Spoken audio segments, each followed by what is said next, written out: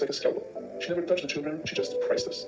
She loved paradise. That's what they called the shipping containers behind the PX. Red lights, padlocks, a jukebox playing American rock, while children screamed. 8-year-olds, 12-year-olds, some so drunk they didn't know their own names. Officers in flip-flops, lieutenants on leave, lobbyists and politicians from DC with wads of cash. They paid by the hour, sometimes by the pose. The orphanage's cut came in 8 crates. Peaches on top, blood money below.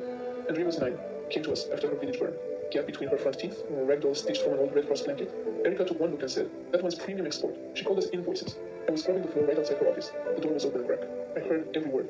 One night, the colonel rolled up in a Humvee, dust still spinning off the tires. She met him on the porch with iced tea and that smile that doesn't reach her eyes. She told him Romania was just the test run. Cheap real estate, no questions, perfect.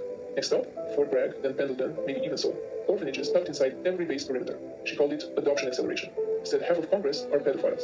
Said congressmen would cut the ribbons while their wives posted the photos. By the time anyone noticed kids disappearing, the trail would be cold and the donations already laundered. Same week, she was on a satellite phone, laughing low, telling someone in Tel Aviv the blonde boy had gone for $25,000.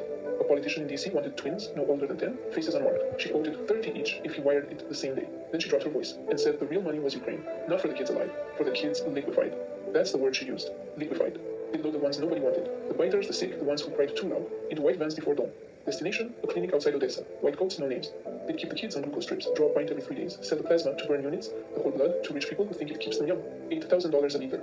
Andrea knew it too. She whispered it to me through the window one night. They say, if I don't smile pretty, I'm next for the needles. I slipped her a razor blade inside a bar of soap. She sliced her own wrists just deep enough to scar, to drop her price. Erica was furious, sent her to the containers anyway. Damaged goods still rent. Andrea crawled out at 14 with a busted jaw and a USB sewn into the hem of her dress. Photos, logs, a voice memo of Erica laughing about details so sickening I can't bring myself to repeat them. Andrea found me last year. She said, I still have the lightning bolt scar where they stitched me after my first night in the containers. Want to see? She sent a picture. Underneath she wrote, invoice number 1. We're in our 20s now. We found others who'd been through the same system. Different years, different bases, but the same details, the same fake charities, the same officials pretending not to see. That's when we started to organize. People think Romania is quiet about this, but it's not.